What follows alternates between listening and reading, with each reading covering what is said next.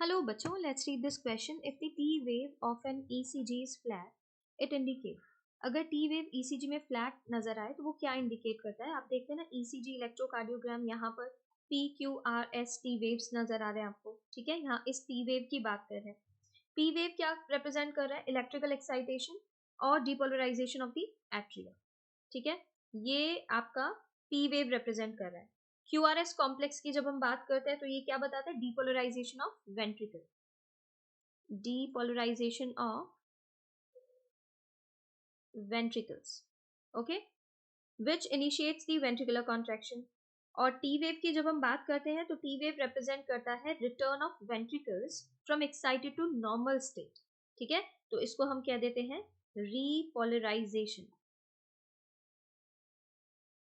Repolarisation. और and जो होता है टी वेव का वो मार्क करता है एंड ऑफ सिस्टोल, ठीक है। अब यहाँ पर देखिए, अगर टी वेव जो ईसीजी की है वो फ्लैट नजर आ रही है तो वो क्या बताता है? Heart muscles are receiving insufficient oxygen, enlargement of atria. Enlargement of atria अगर देखने के लिए मिलेगा ना तो आपको पी वेव में चेंज मिलेगा, क्योंकि पी वेव एक्साइटेशन और डिपोलराइजेशन ऑफ एट्रिया कराने के लिए रिस्पॉन्सिबल, मतलब एट्रिया को रिप्रेजेंट कर रहा है, रिस्पॉन्सिबल नहीं है, उसके लिए उसको रिप्रेजेंट कर रहा है। तो एनलार्जमेंट ऑफ एट्रिया अगर कुछ आपको नजर आएगा पी वेव में डिफेक्ट से नजर आएगा, ये इनकरेक्ट हो जाता है।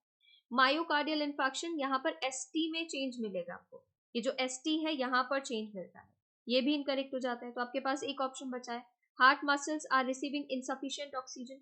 तो अगर टी वेव फ्लैट है, टी वेव क्या इंडिकेट कर रहा है? ये रिप्रेजेंट कर रहा है return of ventricle from excited to normal state, ठीक है, उसको रिप्रेजेंट कर रहा है।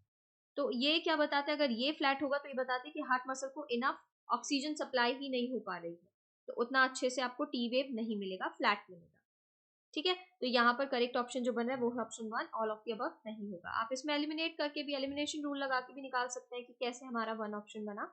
और ये आप याद भी रख सकते हैं कि हार्ट मसल अगर रिसीव कर रहे हैं इनसफिशिएंट ऑक्सीजन तो उस वक्त आप उसका उतना क्लियर रिपोलराइजेशन आपको नजर नहीं आएगा, क्योंकि उतना अच्छे से हार्ट मसल काम कर ही नहीं रहे होंगे जब इनफ ऑक्सीजन नहीं मिल रहा है। तो उसका रिटर्न इतना क्लियर कैसे दिखेगा कि टी वेव प्रॉपर बन गया है, टी वेव कैसा रह जाता है? फ्लैट रह जाता है, ठीक है। तो इसके regarding information new NCERT class 11 page number 201 पर गिवन है। Thank you.